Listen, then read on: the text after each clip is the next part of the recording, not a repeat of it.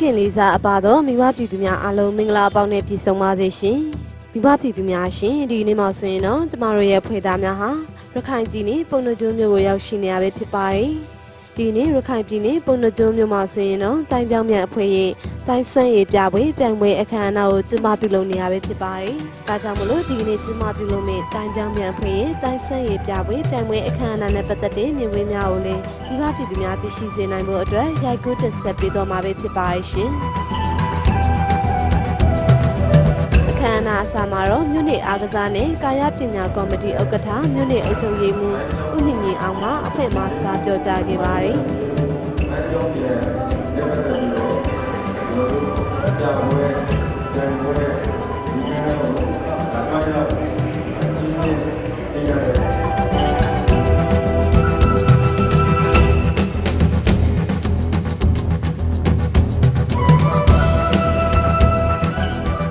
ဆက်လက်ပြီးတော့ပုံနှကျွန်းမြို့တိုင်းပြောင်းပြန်အဖွဲ့ရဲ့ညကြချုပ်ဦးကျော်နုမှတိုင်ပွဲနဲ့ပတ်သက်ပြီးတော့ကျေးဇူးတင်စကားပြောကြားခဲ့ပါတယ်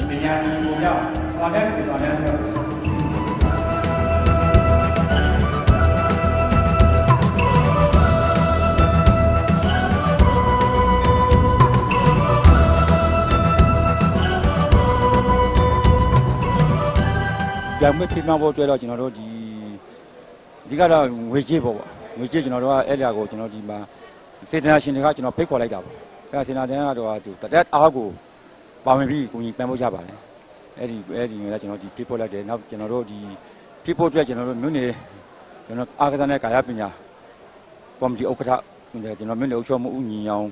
လက်ညွှန်မှုကျွန်တော်မြို့နယ်အားကစားမှုပြည်နယ်အားကစားမှုတွေပန်ဖို့ကိုကြီးမှဒီပွဲဖြစ်လာတာဖြစ်ပါတယ်နောက်လာမယ့်မြို့စစ်တစ်တွေပြန်ပေါ်တိုးတာပြီးတော့ကျွန်တော်နိုင်ငံကိုစားပြုအားကစားသမားတွေပေါ်ထွက်နိုင်အောင်ဒီကျွန်တော်တို့ကရည်မှန်းထားပါတယ်ဒီမှာကျွန်တော်တို့ကတော့ကျွန်တော်တို့ဒီမှာပြန်ပွဲကတော့ကျွန်တော်တို့မြို့နယ်ပေါင်းစုံသဘောပြောကျွန်တော်တိုင်းပေါင်းပြန်ဖွဲ့မြို့နယ်ပေါင်းစုံကျွန်တော်တို့ဖိတ်ခေါ်ဖလားပွဲပြန်ပွဲပေါ့ကျွန်တော်တို့ဒီမြောက်ဦးကျွန်တော်တို့ဒီစစ်တွေပုံနာကျွန်းမင်းပြားကျွန်တော်တို့မြောက်ဦးပေါတော့ကြောက်တော်အဲ့ဒီမြို့နယ်တွေကကိုဖိတ်ခေါ်ပြီးတော့ဒီမှာကျွန်တော်တို့ဒီဆရာကျွန်တော်တို့ညာကစာကြီးဥဖြည့်သိန်းကြီးလက်ညွှန်မှုကိုခံပြီးတော့ဒီမှာပြန်ပွဲပြပွဲကျွန်တော်တို့စီစဉ်ထားပြီးဖြစ်ပါတယ်ဒါပေမဲ့ဒီရောက်လာတဲ့မြို့နယ်ကတော့ပုံနာကျွန်းရဲ့စစ်တီရဲ့ကျွန်တော်မင်းပြားသုံးမျိုးနေပဲကျွန်တော်တို့ဒီမှာရောက်လာပါဆက်လက်ပြီးတော့ပုံနှကျွန်းမြို့တိုင်းပြောင်းရဲ့အဖွဲ့ရဲ့နေလေးချေချင်းရွှေကျွအကျိုးတိုင်းဆွမ်းရည်ပြပွဲတန်ပွဲအခမ်းအနားဖြစ်မြောက်ရေးအတွက်အထက်ထမကူညီပံ့ပိုးပေးကြပါတော့ပုဂ္ဂိုလ်များအားဂုဏ်ပြုလက်တန်းများများချီးမြှင့်ပေးအပ်ခဲ့ပါရရှင်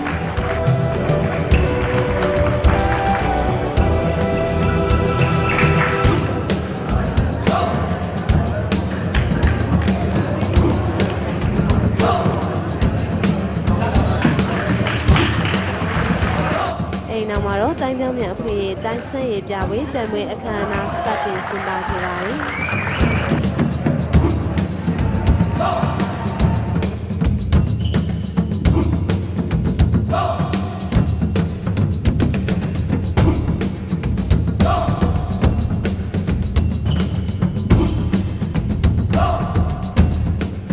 ကျွန်တော်တို့ဒီပုဏ္ဏားကျွန်းမြို့နယ်မှာဆိုတော့ကျွန်တော်တို့ဒီတိုင်းပြောင်းပါဖေးစားကလူ1000ကျော်1500 2000လောက်ရှိပါတယ်ဒါပေမဲ့ဒီမှာကတကယ်အဲ့ဒါတော့ကြာသွားပြီပေါ့ကျွန်တော်တို့ခနဲ့ဆေး6ခုနှစ်ပါဒီပေါ့ဒါပေမဲ့ခုကျွန်တော်တို့ဒီ2000နောက်ပိုင်းပေါ့ဒီတင်တန်းသားအသစ်တွေကိုရွေးချယ်ပြီးတော့ဒီမှာကျွန်တော်တို့ဒီအခြားမြို့နယ်ကဒီတိုင်းသမားတွေကိုတိုင်းပြောင်းပြန်သမားတွေကိုဖိတ်ခေါ်ပြီးတော့ဒီမှာပြန်ပွဲလုပ်ကြပါနောက်96နောက်ပိုင်းမှာဒီလိုပြန်ပွဲမျိုး၄ချိန်လောက်ကျွန်တော်လုပ်ခဲ့ပါ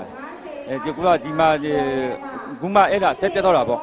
အခုမှဒီချင်းမှစပြီးတော့ပြန်စားတာပေါ့နောက်လည်းကျွန်တော်တို့စီဆိုင်မပြတ်ကျွန်တော်တို့ဒီပန်ပွဲဖြစ်မှန်နေအောင်ကျွန်တော်ကြိုးစားတော့မှာ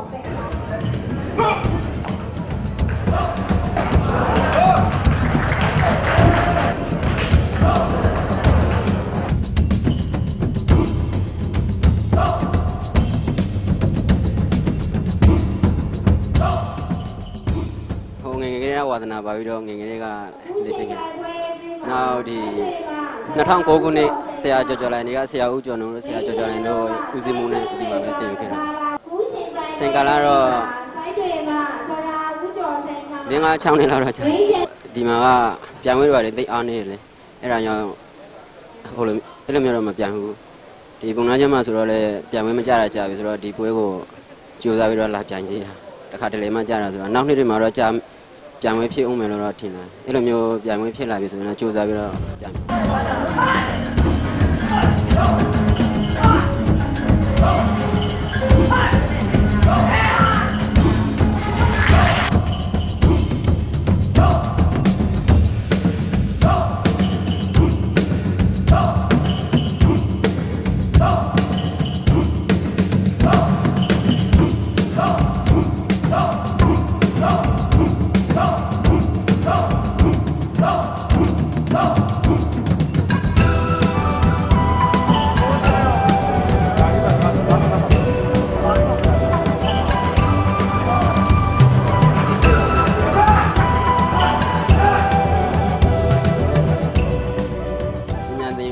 အဓိကတော့ဝါသနာပါတယ်နောက်ပြီးတော့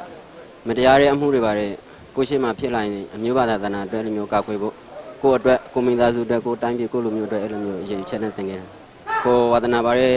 ပညာလေးဖြစ်တယ်နောက်ပြီးတော့တကယ်အကျိုးရှိတဲ့သူများကလည်းကူညီလို့ရတယ်အဲ့လိုမျိုးတကယ်တန်ဖိုးရှိတဲ့ပညာဆိုတော့ကိုတန်းနေဆုံးကြိုးစားပြီးတော့ဆရာကြီးတို့ဆရာကြီးတို့တန်တယ်တဲ့အတိုင်းအဲ့လိုမျိုးဆရာကြီးတို့ရဲ့ခြေရာကိုနင်းနိုင်အောင်အဲ့လိုမျိုးကြိုးစားမျိုးစိတ်ကူးထားတယ်။ပြန်ရတော့အားကစားစိတ်နဲ့ပြန်ရပါနိုင်ပြီဖြစ်စေမနိုင်ပြီဖြစ်စေကိုယ့်ဘက်ကအကောင်းဆုံးရှင်ပြန်မယ်လို့တော့ကြိုးစားအကောင်းဆုံးကြိုးစားသွားမယ်လို့တော့စိတ်ကူးထားပါတယ်